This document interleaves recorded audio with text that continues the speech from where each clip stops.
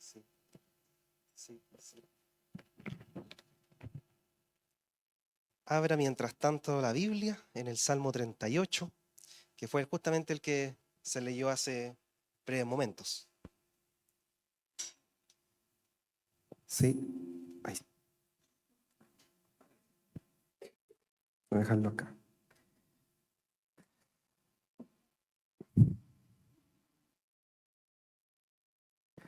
Le doy la bienvenida también a las personas que se han sumado al culto. Que el Señor les bendiga a cada uno de ustedes. Espero que se puedan sentir en casa, que hayan tenido buena experiencia en este rato que hemos tenido como culto. Así que vengo con el Salmo 38. Quiero decirle que el Salmo 38 tiene un tono bastante duro para muchos y otros es un tanto polémico porque habla sobre la mano correctiva de Dios, su enojo, su ira en sus hijos. Así que oremos al Señor para que Él nos ayude a entender su palabra, nos ayude a entender el Salmo, nos dé claridad a nosotros y también nos pueda dar el Señor claridad de entender nuestro pecado y de movernos hacia un arrepentimiento sincero. Hoy en día, este Salmo nos desafía a enfrentar las cosas que siguen en nuestro corazón. Así que oremos al Señor. Buen Dios, gracias por tu palabra. Ella, Señor, es lámpara en nuestro camino, es luz a nuestros ojos. Y te damos gracias porque ella habla a nuestro corazón. Ella habla a nuestra vida. Tu palabra, Señor, nos exhorta, nos corrige, Señor, nos quebranta, nos muestra la visión, nos muestra el camino, Señor. Y queremos agradecerte porque nos hablas por medio de tu Hijo. Gracias, Señor. En el nombre de Jesús, amén. Le invito a que tenga allí su Biblia abierta, su aplicación de la Biblia. Si usted tiene mucha fuerza de voluntad, va a estar solamente en esa pestaña. Así que le invito a que leamos una vez más el Salmo 38. Jehová. Dejé buscar la versión, porque me di cuenta al tiro que esta no era la versión. Ahora sí. Señor, no me reprendas en tu enojo, ni me castigues en tu furor, porque tus flechas se han clavado en mí, y sobre mí ha descendido tu mano.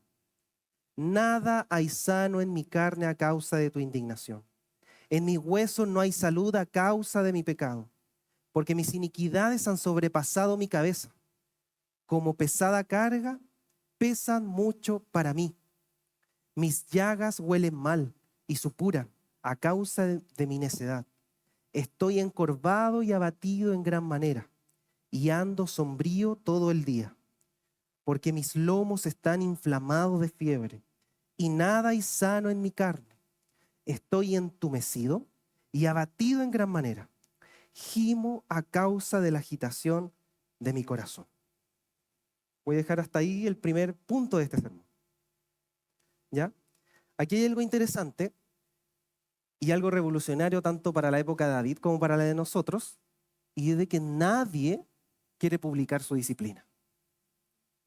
Nadie le gustaría publicar en su estado de WhatsApp, en su Instagram, en una red social. Nadie escribe levantándose en la mañana, hoy siento la mano correctiva de Dios. No, no publicamos ese tipo de cosas. Porque hoy en día es súper débil publicar eso. El mundo lo mira como debilidad. Hoy en día somos insensibles a estos temas. Hoy en día está la funa pública, la funa de red social. Nadie quiere ver debilidad en el otro. Nadie se quiere mostrar con sus errores, con lo que trae en su corazón, con su pecado. Para la época de David también era algo extraño. ¿Por qué? Porque en Medio Oriente Antiguo nunca ningún imperio, en ningún reinado, nadie publicaba los errores del rey, mucho menos las derrotas de las guerras y mucho menos los fracasos imperiales. Eso siempre permanece oculto. Incluso muchos de los imperios del Medio Oriente nunca publicaban eso, nunca escribían eso, solamente publicaban los triunfos. Y este salmo tiene allí un subtítulo siempre arriba, dice Salmo de David, y dice algo muy extraño y también con intencionalidad. Dice para conmemorar.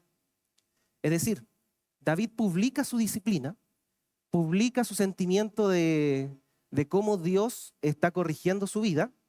David discierne y tiene claridad de que está la mano correctiva de Dios sobre él. Y este salmo efectivamente está para recordarse. Está para que de vez en cuando la congregación lo cante, la congregación pueda entenderlo, la congregación de Israel, y para que constantemente no sea olvidado. ¿Por qué? Porque es efectivamente en eso de que no es olvidado la misericordia del Señor. Allí es donde se muestra el carácter del Señor, allí es donde se muestra la relación que tiene Dios Padre con todos nosotros, sus hijos, de que incluso Dios se encarga de darnos también disciplina como Padre de nuestros pecados. No solamente aquello, sino que hay algo curioso aquí, de que David, no tenemos un versículo específico que hable de qué pecado cometió David, ¿ya? A diferencia de otros salmos que hablan de la mano correctiva de Dios, como por ejemplo el más famoso, el Salmo 51, donde David se arrepiente del adulterio y del asesinato que le hizo a la mujer con la cual se acostó. No sabemos cuál fue el pecado específico de David. ¿Habrá sido otro adulterio? ¿Habrá sido otro asesinato a sangre fría? ¿Habrá sido otra arrancada de ira, como solía suceder en su biografía, en su vida? No lo sabemos. Pero David sí dice algo, que sus transgresiones han sido tan graves que han sobrepasado su cabeza. Y hay algo interesante aquí, y aquí vamos a ir ya con el primer punto, que David es lo más honesto que podamos tener con el estado espiritual que él está viviendo.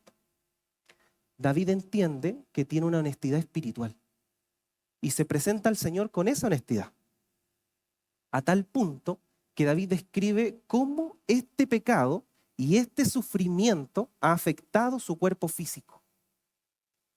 Y todos nosotros somos testigos de cosas tan sencillas cuando se manifiestan en nuestro cuerpo físico.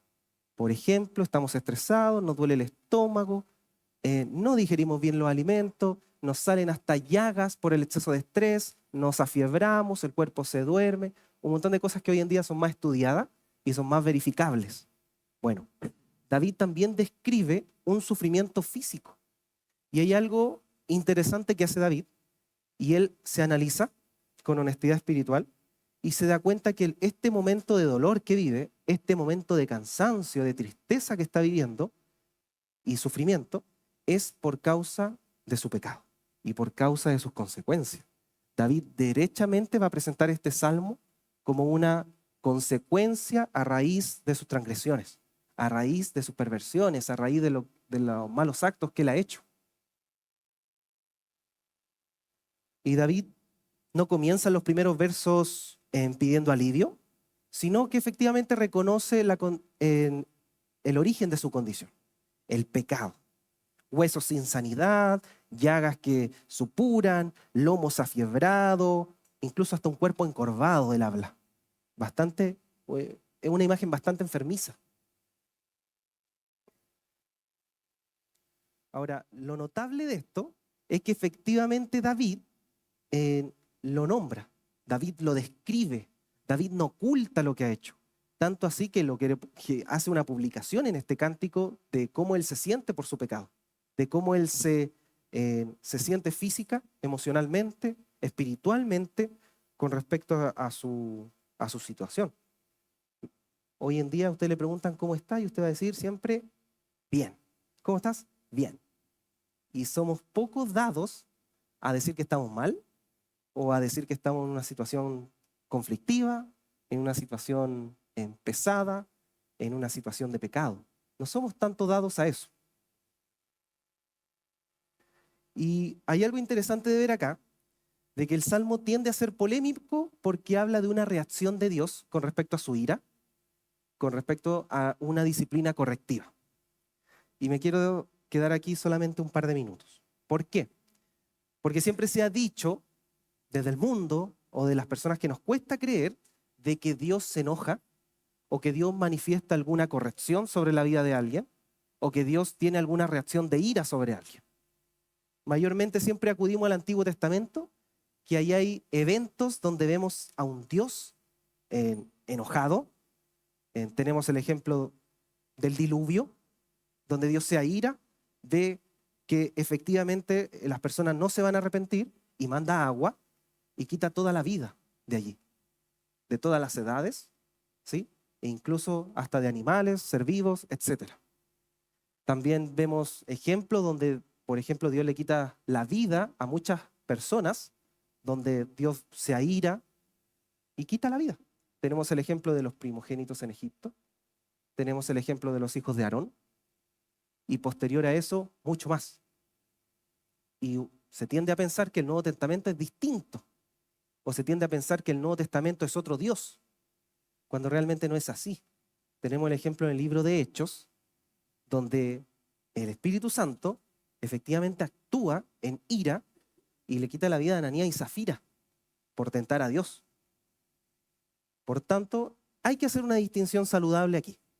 Efectivamente, Dios en su carácter a ira. Eso la Biblia lo dice de etapa a etapa. Eso la Biblia lo muestra sin titubeo alguno. Todas las demás religiones, efectivamente, en sus textos muestran a un Dios sin nada que nosotros podamos alegar o reclamar. Pero efectivamente la Biblia nos muestra un Dios que en sus distintas manifestaciones de su carácter sí ejecuta la ira de acuerdo a su voluntad. Y eso es algo que debemos comprender. Incluso el Nuevo Testamento menciona, y el Antiguo Testamento también, de que va a haber un momento donde la ira judicial de Dios vendrá en su momento final para todo aquel incrédulo. Y va a haber condenación para todos ellos. Ahora, este no es el ejemplo de este salmo. Este salmo, efectivamente hay una manifestación de la ira de Dios con una mano correctiva sobre David, pero distinto a un evento como de juicio final, o de corrección final, o de disciplina final. Porque David no es ningún incrédulo. Es más, David es miembro del pacto, del pueblo del Señor. Y David, adelantado a su época, entiende muy bien esto. Tanto así que David ve dos opciones. O se refugia uno en el Señor, que lo puede disciplinar con ira, o también se enfrenta a este Dios con su ira. Y David prefiere refugiarse y esperar en él. ¿Por qué le digo que es adelantado a la época David? Y le vamos a dar tratamiento y le invito a que abra su Biblia, ahí en el libro de Hebreos capítulo 12.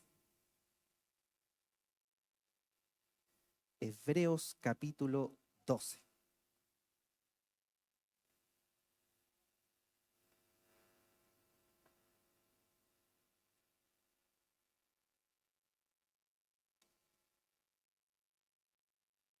Verso 5 en adelante. Dice así: además, han olvidado, y cita, hijo mío, no tengas en poco la disciplina del Señor, ni te desanimes al ser reprendido por Él, porque el Señor al que ama, disciplina. Y viene una palabra mucho más fuerte: y azota a todo aquel que recibe por hijo. Y sigue hablando el autor de los Hebreos.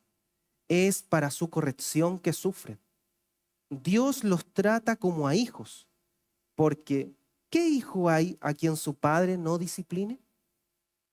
Y aquí hay algo mucho más interesante en este texto, mucho más luz acerca de esto de la mano correctiva de Dios sobre David y sobre los creyentes.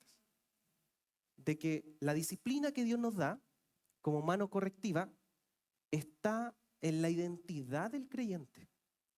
No podemos distinguir un creyente que lucha, no quiere, no le gusta la idea de que Dios le corrija a través de disciplina, ¿sí? Porque este texto dice que los hijos de Dios, así como nosotros tuvimos padres que nos corrigieron a su gusto y a su modo, ¿ya? Usted tendrá muchos más recuerdos.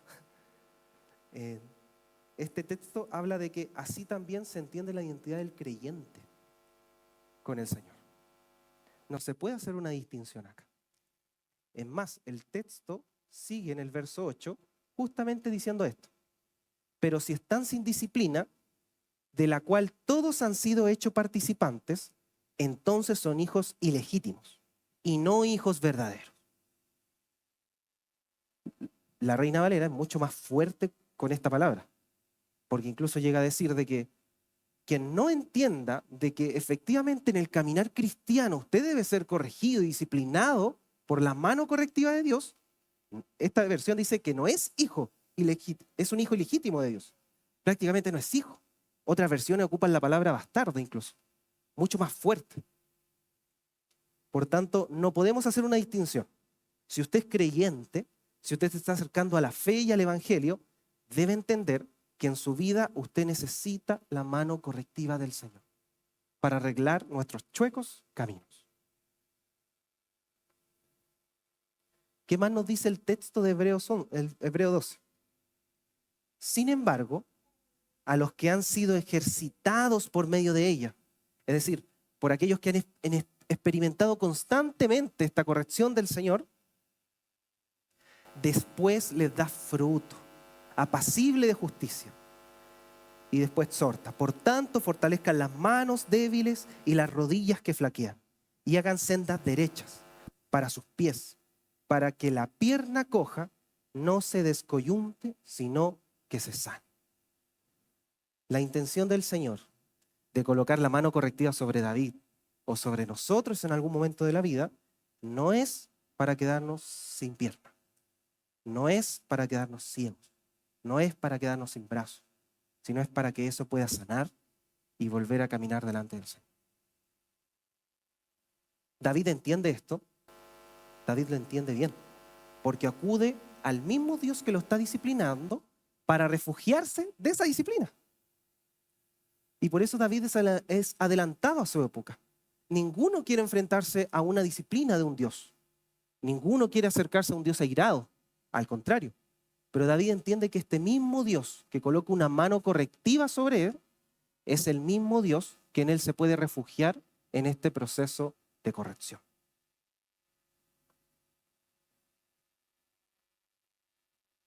Ahora, hay algo que se suma a esto, que son los afectos.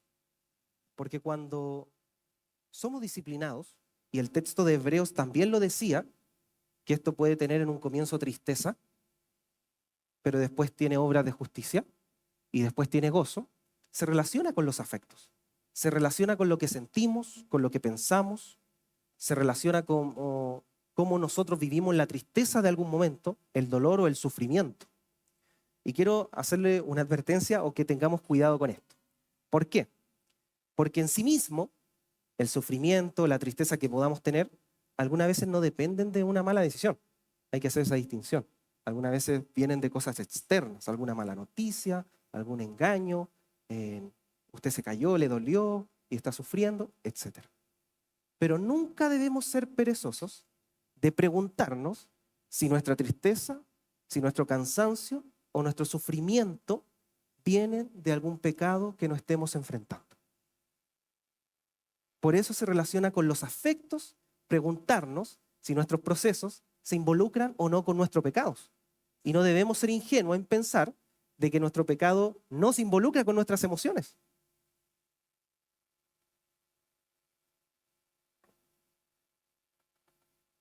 Por el solo hecho de que hayan comido del árbol del bien y el mal y tengamos una naturaleza caída, como lo dice un punto de lo que confesamos, una depravación total en nosotros, no deberíamos pensar de que nuestras emociones, la manera en que interactuamos, la manera en que sentimos, no son ajenas a ellas. Nuestras emociones, nuestros afectos, tienen memoria, tienen voluntad, están unidos a todo nuestro ser, y eso también involucra la manera en que pecamos, la manera en que caemos y la manera en que nos arrepentimos. Y a este punto le quiero agregar un testimonio. Yo le llamé Jaimito de Tangamandapio. Usted póngale su nombre y póngale su edad a este testimonio. Este testimonio es real, pero lo reemplacé, ¿ya? Jaime era una persona cristiana, efectivamente. una persona que se empezó a alejar poco a poco de su congregación. Se empezó a aislar y se encerró en su cuarto. Pero le gustaba escribir poemas a Jaime.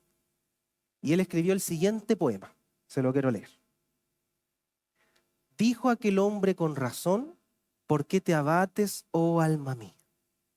Un profesional en el suspirar. Pero he aquí que entiendo su tristeza. Sí, melancolía y soledad.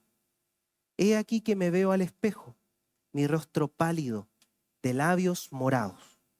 Ya no hay calor en mis manos, ni pulso ni voluntad. Me ha abrazado la muerte para decirme adelante tu último suspirar. Jaime comenzó a vivir el mismo proceso que David. Jaime entendía que estaba mal y entendía que estaba la mano correctiva de Dios sobre él. Y David igual. Tenemos dos ejemplos.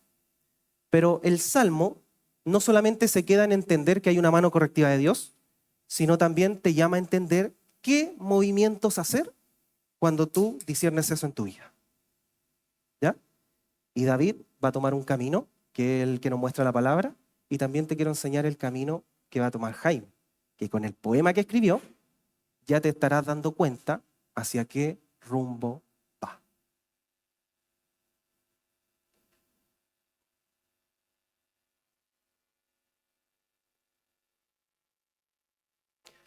El Salmo 38, luego de que David nos describe todo ese sufrimiento emocional, corporal, ¿m?, y espiritual, donde él ve la claridad de la mano correctiva de Dios, se suma un elemento mucho más doloroso quizás, o mucho más incómodo.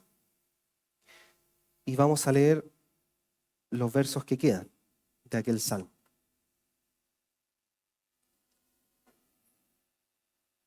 Dice el verso 9: Señor, todo mi anhelo está delante de ti, y mi suspiro no te es oculto.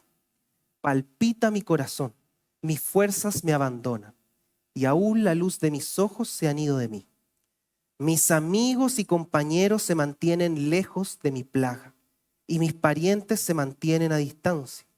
Los que buscan mi vida me tienden lazos, los que procuran mi mal hablan de mi destrucción y traman traición todo el día. ¿Cuál va a ser la actitud de David para enfrentar esto? Pero yo, como el sordo no oigo, soy como el mudo que no abre la boca. Sí, soy como el hombre que no oye y en cuya boca no hay réplica. Es decir, se suma este elemento. De David se apartó los más cercanos, sus amigos, sus parientes.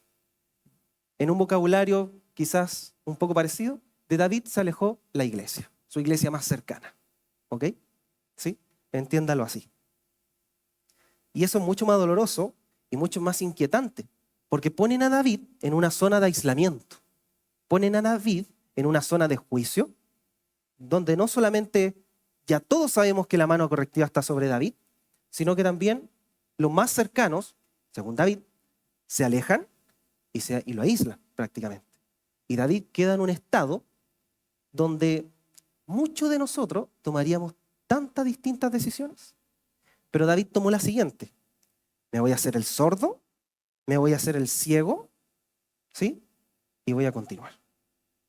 No me voy a defender de lo que me acusen, de las réplicas de los más cercanos que me abandonaron, pero voy a continuar.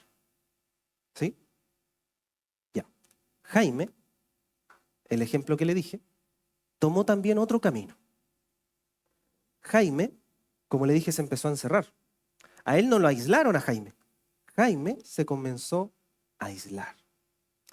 Comenzó a no encontrarse con sus hermanos. Jaime efectivamente comenzó a dejar de congregarse y efectivamente se aisló en su cuarto. Tanto así que le pasó los mismos terrores corporales de David. Su cuerpo se encorvó, comenzó a angustiarse, se empezó a sentir cansado, sin energías, con esa diferencia de que fue Jaime quien se aisló. Y aquí le quiero llevar a un momento de reflexión.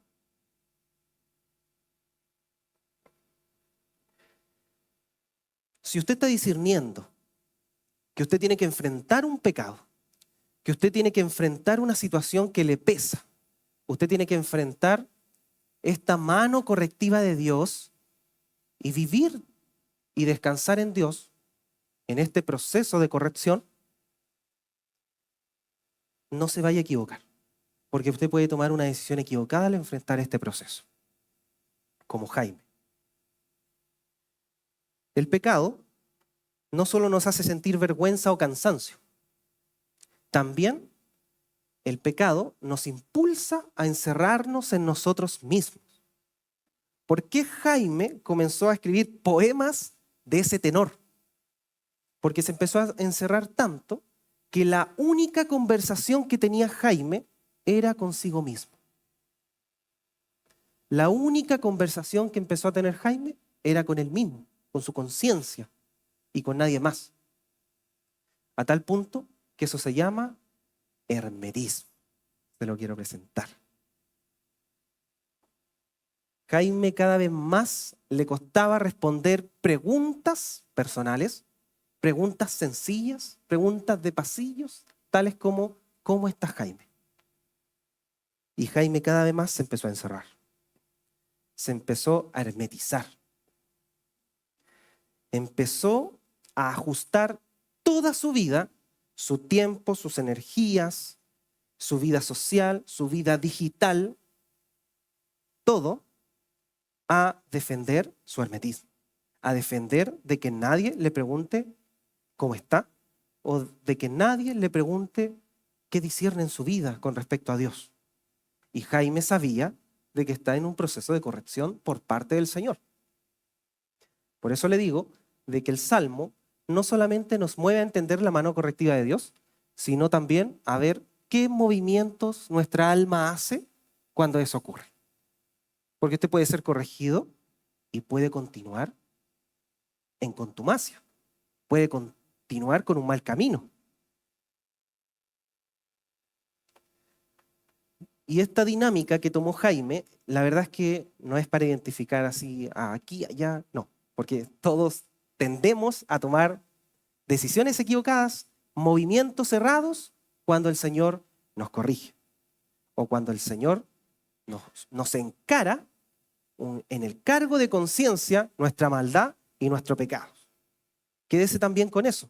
La primera instancia de disciplina que el Señor pone sobre su vida es su cargo de conciencia. Es encararle que esto usted lo hizo mal, lo hizo equivocado y es tiempo de enmendarlo. Ahora, le quiero llevar a un verso de la Escritura, porque yo dije que era aislamiento, yo dije que era hermetismo, uno de los movimientos equivocados que podemos tomar como para arrepentimiento. Y le quiero mostrar de que esto se llama, o es mucho más grave de lo que uno piensa. Y le quiero llevar un pasaje de la Escritura que se encuentra en el libro de Ezequiel.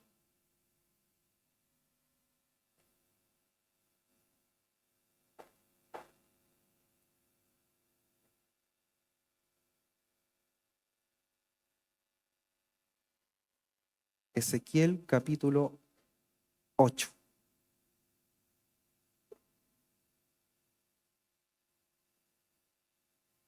Ezequiel capítulo 8, verso 7. Aquí, en estos capítulos del libro de Ezequiel, se exponen directamente todos los pecados que el pueblo de Israel cometía de manera escondida. Y Dios se lo va a revelar a Ezequiel de una manera bastante pedagógica, donde comienza con los pecados de los oficiales de Israel, para luego también mostrarle los pecados del pueblo. Dice el verso 7. Después me llevó a la entrada del atrio y miré que había un agujero en el muro. Y me dijo el Señor, hijo de hombre, cava ahora en el muro. Cavé en el muro y tenía una entrada. Entonces me dijo, entra y mira las perversas abominaciones que ellos están cometiendo aquí. Luego, posterior a lo que dice este texto, Dios le muestra a Ezequiel toda la idolatría que Israel seguía escondiendo en su corazón. ¿Y cómo se lo muestra? En visiones, a medida de que el pueblo de Israel se escondía, los oficiales de Israel se escondían para cometer actos de idolatría escondidos. Escondidos. ¿Qué tiene que ver esto? Cuando nosotros tomamos un movimiento equivocado para el proceso de arrepentirnos o para vivir correctamente la disciplina correctiva de Dios sobre nuestra vida, si no tomamos esos caminos, su corazón se va a inclinar a todos los caminos pecaminosos que nosotros podamos imaginar para con este proceso. Israel tomó el suyo, de que Dios los corrigió, y ellos continuaron a escondidas en idolatría. En idolatría. Y cuando Jaime se hermetiza, cuando Jaime defiende toda su vida para esconder su pecado, eso no se llama solamente aislamiento o hermetismo. Eso se llama idolatría. Jaime acudió a un ídolo escondido en su corazón para vivir incorrectamente este proceso de la mano correctiva de Dios, que era vivir escondido, vivir aislado. Este es el ejemplo de Jaime, pero David hace otra cosa. David toma otro camino. La disciplina de David la hace misional, la hace hacia afuera. Él no esconde lo que está sintiendo su cuerpo, no esconde lo que está sintiendo su alma. Es más, escribe este poema para que sea conmemorativo, para que constantemente la congregación sepa de nuestros errores, sepa que necesitamos que nuestros afectos, que lo que sentimos, sea también para los demás. No se aísle. Si usted está impidiendo de que su grupo pequeño, de que sus pastores o sus cercanos conozcan su herida real, le va a ir mal. Se lo digo. Deje que conozcamos su herida real. Deje que conozcamos qué errores hay que enmendar. Y esto es muy necesario. Y esto habla de la disciplina no solamente de una iglesia local, porque disciplina no solamente hablamos de que alguien está bajo la mano correctiva de Dios. La disciplina comienza cuando usted deja que otras personas le conozcan. Cuando usted va a un grupo pequeño y cuenta cómo está, y cuenta en qué se le puede ayudar, y cuenta de la manera en que su pecado trabaja en su vida y usted reconoce que este es su ídolo y que la gracia lo ayuda así con sus hermanos, bueno, eso es disciplina. Si lo ha conseguido, bien. Y si le cuesta, no se preocupe, siga relacionándose, que eso se va a fortalecer, que eso va a traer fruto. Le quiero llevar un texto para que entienda mucho más claro que también la disciplina no es solamente una mano correctiva de Dios, sino que también afecta a su hermano y afecta a su comunidad, para bien o para mal.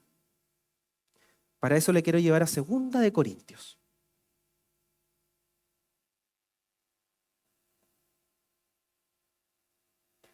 Segunda de Corintios. No hay mejor persona que hable de disciplina que Pablo, que tuvo que corregir a muchas iglesias. ¿Se imagina Pablo nos mandara una carta para la primera iglesia?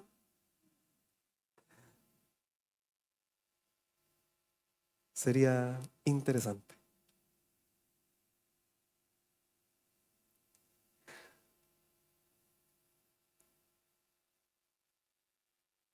Efectivamente, la iglesia de Corintio era una de las iglesias quizás más problemáticas que usted puede ver, que se parece mucho a la nuestra y mucho a todas las iglesias actuales. ¿Ya? No piense que la vida de Corintio quedó en Corintio. No, la vida de Corintio la llevamos todos. ¿Ya? No se sienta mejor. Y Pablo aquí está hablando efectivamente de la disciplina en la iglesia local, cómo debe de llevarse. Y una vez más, Pablo acude también a los afectos con respecto a la disciplina.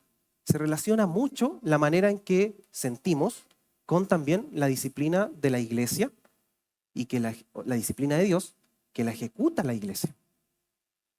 Dice así 1 Corintios 2. Pero en mí mismo decidí esto, no ir otra vez a ustedes con tristeza, porque si yo les causo tristeza, ¿quién será el que me alegre sino a quien yo entristecí? Vamos al verso 5, que está un poquito más abajo. Pero si alguien ha causado tristeza, no me la ha causado a mí, sino hasta cierto punto, para no exagerar. A todos ustedes es suficiente para tal persona este castigo de mano correctiva, ¿sí? ¿Impuesto por quién? Por la mayoría, refiriéndose a la iglesia local.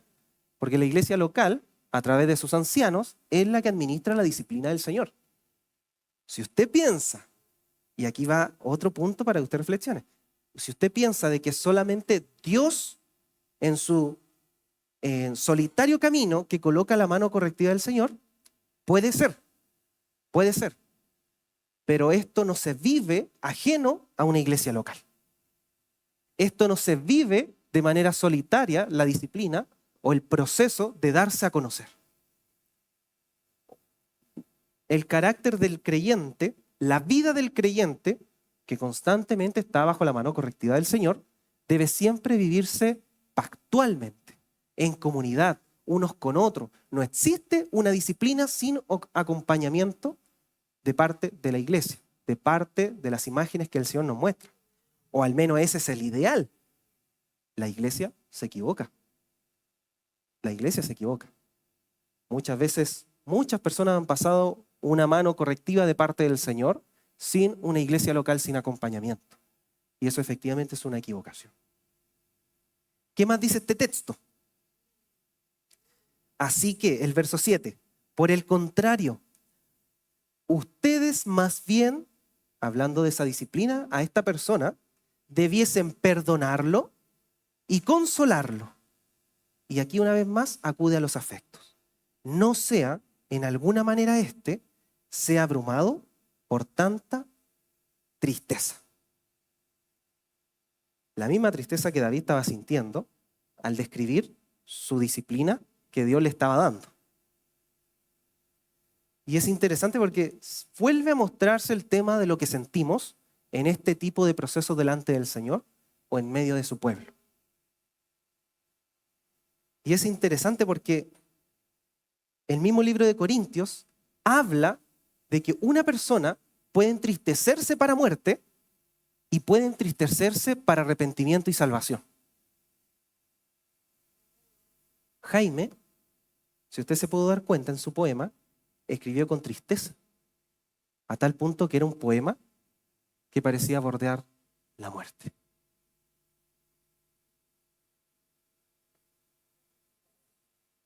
En ese mismo texto de Corintio hay algo mucho más también interesante, que está en el capítulo 7.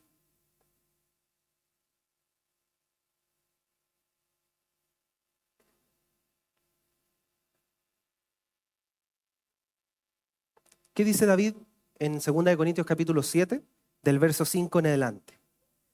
Pues aun cuando llegamos a Macedonia, nuestro cuerpo no tuvo ningún reposo, sino que nos vimos atribulados por todos lados, es decir, de maneras externas por conflicto, y Pablo reconoce que en él y los que lo acompañaban habían temores personales, inseguridades.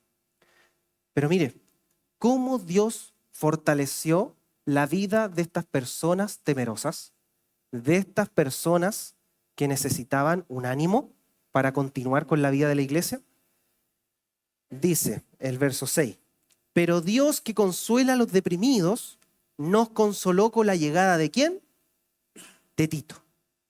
Si usted quiere buscar consolación, refugio y ayuda, que obviamente no solamente lo buscamos en el Señor, para el momento en que Dios lo corrige o en su proceso de disciplina, busque también ánimo en sus hermanos. Aquí Pablo dice que con la llegada de la iglesia, con la llegada de Tito, se animaron, fueron fortalecidos, fueron animados para continuar con la obra, para continuar con sus vidas. Y continúa diciendo Pablo en esa carta. El verso 7. Y no solo con su llegada, sino también con el consuelo con el cual fue consolado en ustedes, haciéndonos saber el gran afecto de ustedes, su llanto y su celo por mí, de manera que me regocijé aún más. Y mire lo que dice el verso 10. Porque la tristeza que es conforme a la voluntad de Dios produce arrepentimiento que conduce a la salvación, sin dejar pesar, pero la tristeza del mundo produce muerte. Produce muerte. ¿Se da cuenta la relación que existe entre lo que sentimos y en cómo Dios se relaciona con nosotros en estos momentos de acción correctiva?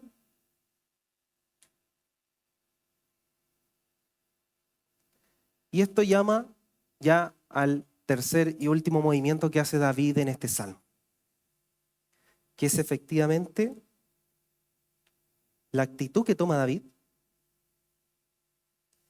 y qué decisión va a tomar para vivir este proceso de corrección. ¿Qué dice el salmo en los versos que quedan?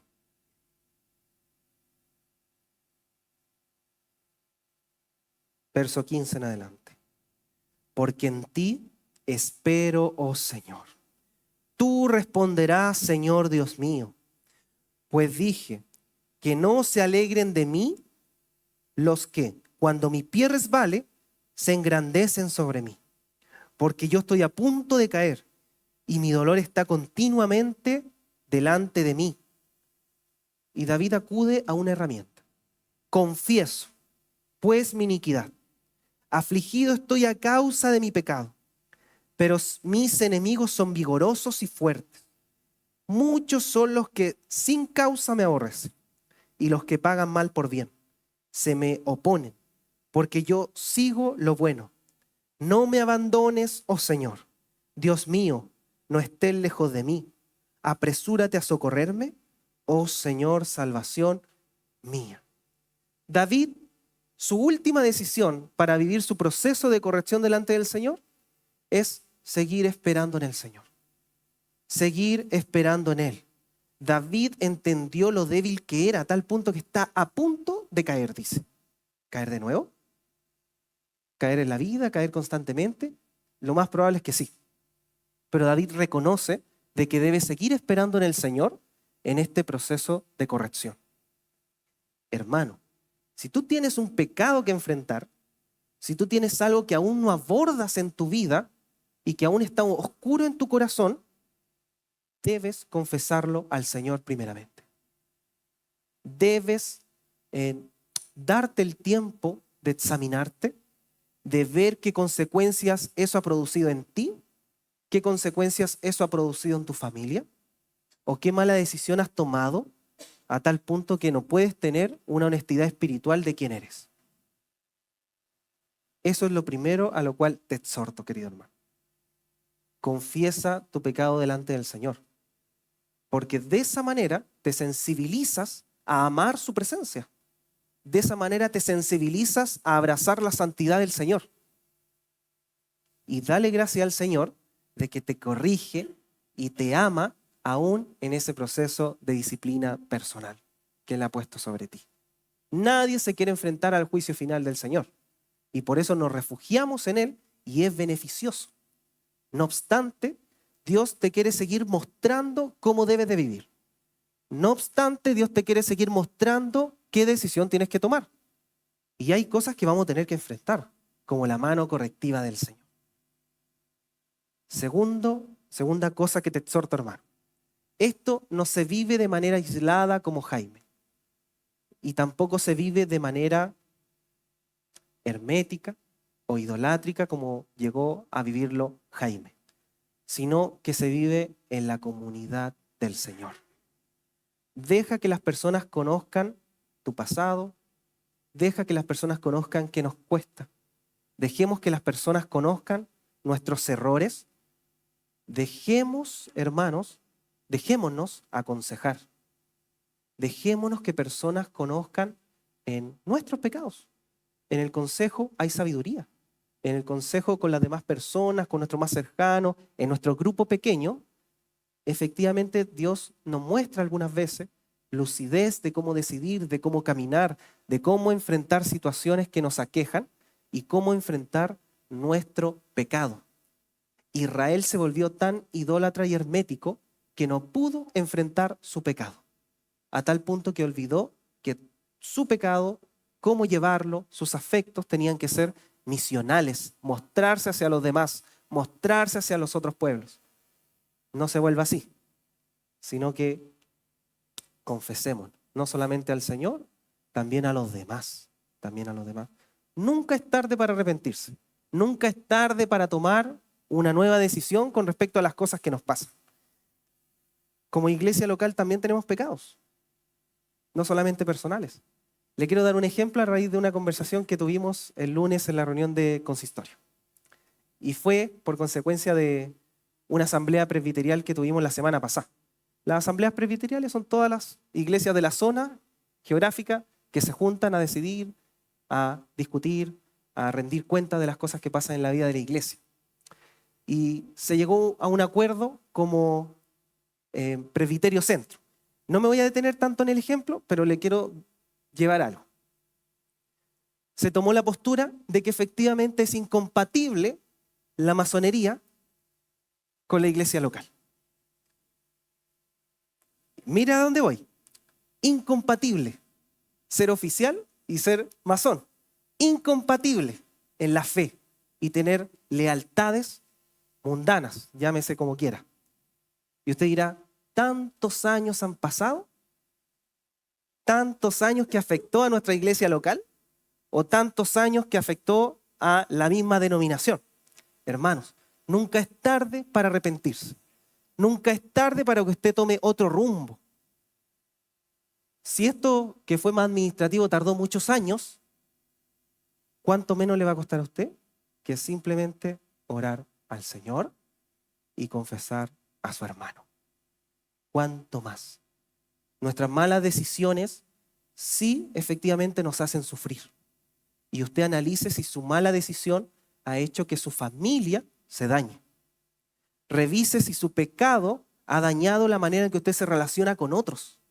Revise si su pecado ha hecho de que efectivamente no tengamos un arrepentimiento genuino, de que no tengamos una manera correcta de relacionarnos con los demás. Déjese pastorear por otras personas. Este salmo, lamentablemente, las personas cercanas a David se alejaron. Y esa no es nuestra posición actualmente. Aquí hay hermanos, aquí hay personas. Podemos aún enmendar nuestro camino. Quiero llevarle a un ejemplo más. David, cuando describe su situación, se describe como alguien bastante enfermizo. Tanto así que son las mismas palabras hebreas para hablar de un leproso. Alguien con llagas, alguien con heridas que necesita ser aislado para no contaminar a los demás. ¿Por qué digo que David se ha adelantado a su época? Porque es la misma figura que toman los profetas para decir que el pueblo de Israel estaba enfermo. Isaías 1, usted va a ver que Isaías comienza diciendo que el pueblo de Israel tiene llagas, que el pueblo de Israel está enfermo, tiene fiebre, el pueblo de Israel convulsiona, con las mismas descripciones que David hace. Tanto así que, como leyeron los hermanos de la adoración, después en el Salmo 53, esas llagas, esa fiebre, esos muslos, ese encogimiento que habla David y también Isaías hacia cómo se representa la iglesia del Antiguo Testamento, Israel, lo menciona como que sus llagas fueron curadas a raíz de que el siervo sufriente pagó esa enfermedad. El siervo sufriente pagó aquella maldad que habitaba en el corazón de este pueblo. Y efectivamente, no queriendo forzar el texto, pero sí haciendo esas imágenes, que efectivamente por sus llagas fuimos nosotros curados. La desfiguración del rostro de Cristo, la desfiguración de sus manos, de sus pies, de sus costados, fueron para darte paz. Fueron para que vivas tu proceso de corrección en el refugio del Señor. En el refugio del Señor. No para que sigamos tomando malas decisiones. Toma una decisión tranquilo. Confiésate al Señor. No hay mayor vergüenza que ya puedas pasar. Cristo pasó la peor vergüenza de todas. La ira de Dios descendió sobre él y todos lo aislaron, tal y como David. Incluso cuando leímos Hebreos 12, parte el autor diciendo cuál es la base para hablar de disciplina. Y es que efectivamente Cristo pasó la vergüenza, murió y resucitó. No temas confesar tu pecado al Señor, ni mucho menos con los prejuicios que uno tiene en su corazón, confesar a tus hermanos, a tu grupo pequeño, la manera en que necesitas ser pastoreado para seguir creciendo en la santidad del Señor. No lo temas. No hay vergüenza, no hay tal juicio final para nosotros. Por tanto, eso nos debería quitar el temor para confesarnos. ¿Y por qué se acuden a los afectos para hablar de que debemos confesarnos de manera correcta y hablar de pecado? Imagínese esto. El Señor incluso acude a nuestros afectos para que entendamos sus mandamientos. Cuando a Cristo les preguntaron, ¿cuáles eran los mandamientos principales? Y Cristo responde, amar a Dios, habla de los afectos, y amar al prójimo, sigue hablando de los afectos. Cuando Pablo también habla a los romanos para que entiendan la valentía que deben tener en el caminar cristiano, para que entiendan la vida cristiana, para que entiendan que en Cristo están todas las cosas, acude a los afectos. Nada nos podrá separar de su amor. Con eso, con el amor poderoso del Señor que te sostiene, debemos enfrentar la mano correctiva del Señor. ¿El Señor nos corrige? Sí. ¿Es parte de la vida cristiana? Sí. Que el Señor coloque su mano correctiva sobre nosotros. Que el Señor coloque ancianos cercanos a nosotros, grupos pequeños cercanos a nosotros, para también sentir la mano correctiva del Señor. Y eso significa que tu identidad como creyente también tiene una característica. ¿Cuál? Ser disciplinado. No puede haber un creyente que quiera luchar, que no quiera entender esta idea de disciplina correctiva del Señor. Es parte de la vida. Nosotros somos personas dadas a caernos. Somos dadas a encubrir, a no ver más allá, a tener corta vista con respecto a las cosas de la vida. Y la mano correctiva de Dios ayuda para gozo, por medio de un estado que efectivamente nos cuesta, por medio de un proceso que efectivamente nos duele, porque algunas veces todos sabemos cuando alguien está bajo una mano correctiva de Dios, cuando ha tomado una mala decisión, y otras veces de manera escondida en nuestro corazón, nuestra conciencia también nos acusa de que Dios nos está hablando en nuestra conciencia. Hemos pecado, hemos hecho mal. Hermano, confiésate delante del Señor. Te ruego que te confieses. Te ruego de que tú puedas mostrarle al Señor qué sientes con respecto a tu tema personal, con respecto a lo que pesa en tu corazón. Hay decisiones, hay malas cosas que aún cargamos, tanto para nosotros como iglesia, tanto para tu vida privada o tu vida familiar, o también en nuestro carácter. Hoy hay Santa Cena también, lo cual también nos llama al arrepentimiento, lo cual también nos exhorta a revisarnos. No comas y no bebas juicio para ti mismo. Busca al Señor mientras puedas ser hallado. Búscalo. Oremos al Señor para orar. Y recuerda que si disciernes que estás en una o bajo la mano correctiva del Señor, no tomes un mal movimiento de arrepentimiento, como Jaime. Jaime se aisló a tal punto que el aislamiento fue su idolatría. Sé como David, que mostró su disciplina, que mostró lo que sentía a los demás de manera misional. Amén. Oremos. Buen Dios, confesamos nuestros pecados. Tú conoces, Señor, lo más sucio de nuestro corazón. Tú conoces, Señor, los trapos más hediondos que existen en nuestra vida. Tú sabes, Señor, cuánta oscuridad habita en nuestra mente. Las cosas que vemos, con quién nos relacionamos, lo que escuchamos, lo que tocamos, Señor, el rencor que existe a las distintas personas, Señor, tú conoces aquello. Tú conoces las malas decisiones, Señor, que dañan nuestra familia, que dañan nuestra honestidad espiritual. Tú conoces también, Señor, los pecados de esta congregación, los errores de esta congregación. Tú también, Señor, conoces que necesitamos relacionarnos con los demás. Tú, Señor, ayúdanos y danos valentía para hablar con las demás personas de las cosas que nos suceden, de las cosas que nos pasan. No queremos ser, Señor, personas que se aíslan en este proceso, sino queremos, Señor, ser personas que se sienten acompañadas, ser personas, Señor, que entienden que necesitan conversar con otros. Y danos, Señor, valentía para que nuestra personalidad, para que nuestro carácter nos ayude. También, Señor, ayúdanos a acudir a ti en estos momentos donde nuestra conciencia nos acusa de nuestro pecado. Porque tú eres un Dios que efectivamente se enoja, pero al mismo tiempo eres un Dios, Señor, que nos protege, Señor. Un Dios que nos cuida. Un Dios que entiende que necesitamos corrección, Señor. Nuestros padres se habrán equivocado de vez en cuando, Señor, en la proporción de nuestra disciplina. Algunas veces nuestros padres se han equivocado con la magnitud de un golpe, de un reto, de un tono. Pero cuánto más tú, Señor, que pensamos, Señor, en que tú eres perfecto, que tú eres sabio para mostrarnos a través de la corrección qué nuestra vida necesita. Tú eres sabio para mostrarnos cómo nuestros afectos, Señor, nos juegan una mala pasada en ocasiones.